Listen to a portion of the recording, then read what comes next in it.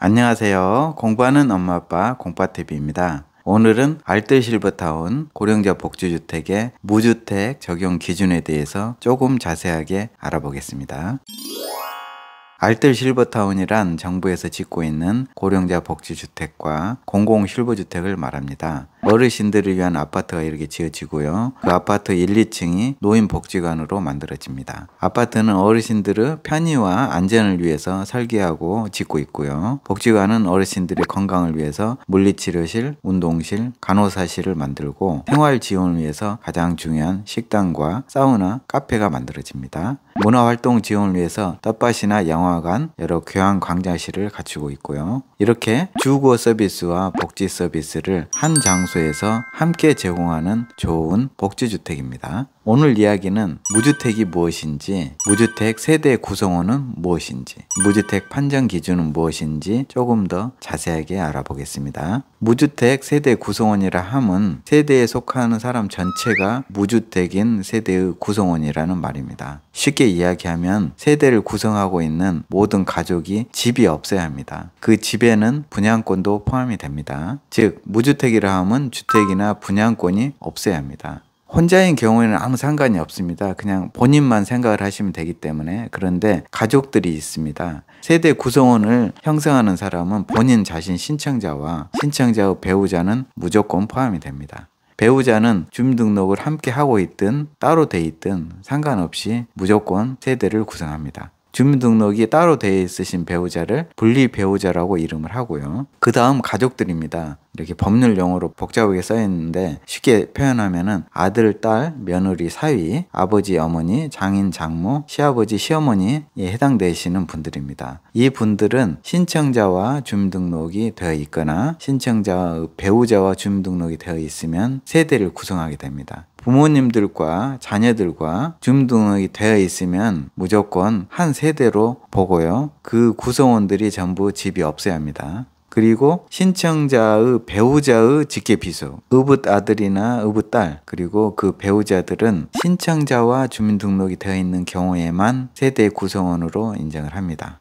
주민등록상 함께 등록이 되어 있으면 대신 신청이 가능하다는 말이고요. 아래에 해당되는 사람들은 세대 구성원에 포함이 됩니다. 즉 외국인 배우자도 포함이 됩니다. 대신 가족 등록부에 등재되고 외국인 등록이 되어 있어야 합니다. 동일 주소에 있지 않더라도 검증 대상이 되고요. 외국인 직계 존비속도 가족 등록부에 등재되고 외국인 등록이 되어 있으면 해당이 됩니다. 태아도 세대 구성원에 해당이 됩니다. 즉 자녀분들이 결혼해서 임신 중인 경우에도 태아도 세대 구성원으로 인정을 합니다. 그런데 배우자가 국내에 거주하지 않는 제외 국민이거나 외국인 등록을 하지 않는 경우에는 공급 신청 자체를 못합니다. 만약에 다른 공공임대주택에 거주하고 있으신 분들이 이 알뜰실버타운 고령자 복지주택에 신청해서 합격을 한 경우에는 기존 주택은 해지를 하셔야 됩니다. 이 주택으로 옮기시면 됩니다. 다른 세대원들이 함께 생활하고 있는 경우에는 세대 분리를 해야지 됩니다. 세대 분리를 하지 않는 상태에서는 그곳에 입주할 수 없게 되는 것입니다. 자녀들과 함께 임대주택에서 생활을 하시다가 어르신이 고령자 복지주택에 입주하고 싶으시면 세대 분리를 하고 나오시면 되고요. 만약에 혼자 그곳에 살고 계시다가 이쪽으로 옮기시고 싶다 그러면 고령자 복지주택에 선정이 되면 기존에 있는 임대주택은 해지를 하시면 됩니다. 주거지를 이쪽으로 옮기셔도 된다는 것이죠. 그래서 내가 살고 있는 영구 임대주택보다 어르신들이 생각하시기에 고령자 복지주택이 더 생활하기 편리하다 생각하시는 분들은 이쪽을 신청을 해보시는 것이 좋겠습니다.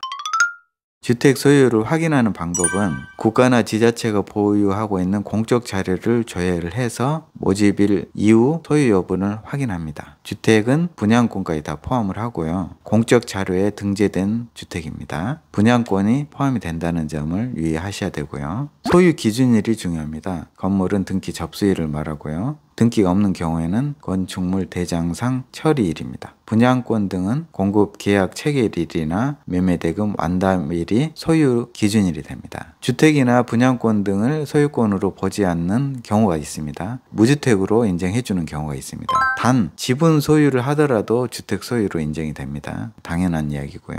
무주택으로 인정되는 경우가 10가지가 있습니다. 그 10가지에 해당되더라도 그 부동산은 재산에 산정이 됩니다. 재산 금액으로는 산정을 합니다. 무주택으로 인정을 하지만 재산의 금액으로는 계산을 합니다. 10가지 중에서 첫 번째, 상속으로 공유지분을 취득한 경우에 부득이한 경우잖아요. 3개월 이내에 처분을 하면은 무주택으로 인정을 하고요.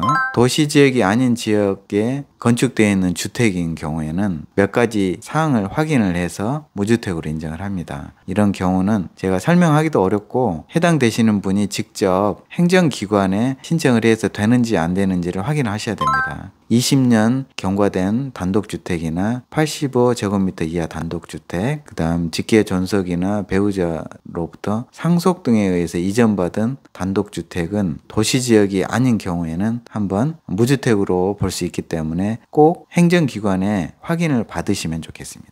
분양을 목적으로 건설을 한 경우에는 3개월 이내에 처분하면 무주택으로 보고요. 기숙사로 만든 숙소 같은 경우에는 무주택으로 봅니다. 20제곱미터 이하의 아주 작은 주택은 한 채의 경우에는 무주택으로 봅니다. 두 채 이상인 경우에는 그냥 주택으로 인정을 하고요. 여섯 번째는 폐가 멸실 타용도로 사용된 경우에는 실제 용도로 공부를 정리한 경우에는 무주택으로 봅니다. 이 공부라 함은 건축물 관리 대장, 등기부 등본 이런 것들을 공부라고 표현합니다. 무허가 건물의 경우에는 해당 지자체로부터 확인서를 받으시면 되고요.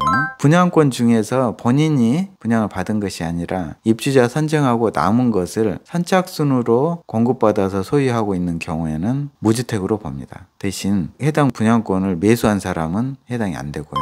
매매 이외의 상속이나 증여로 분양권을 취득한 경우에는 무주택으로 봅니다. 내가 분양권을 가지고 있더라도 상속이나 증여에 의해서 부득이하게 내가 분양권을 취득한 것으로 보기 때문에 무주택으로 인정해 주고요.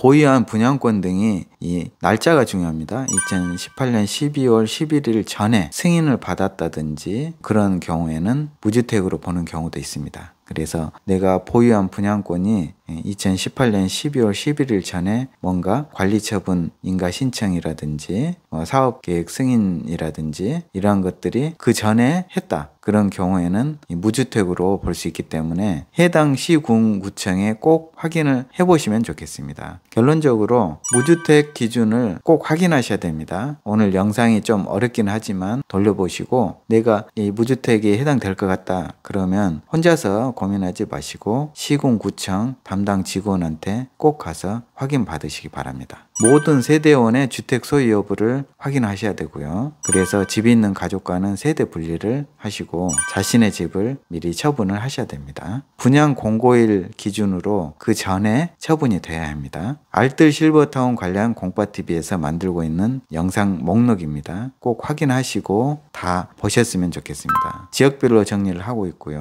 연도별로 정리를 하고 있습니다. 각 파트별로 정리를 하고 있기 때문에 이 내용들을 꼭 영상으로 확인해 주셨으면 좋겠습니다. 오늘도 긴 영상 함께 해주셔서 감사드립니다. 공파TV 구독, 좋아요, 알람 공유 부탁드립니다. 공파TV 시청자 여러분 복 많이 받으세요.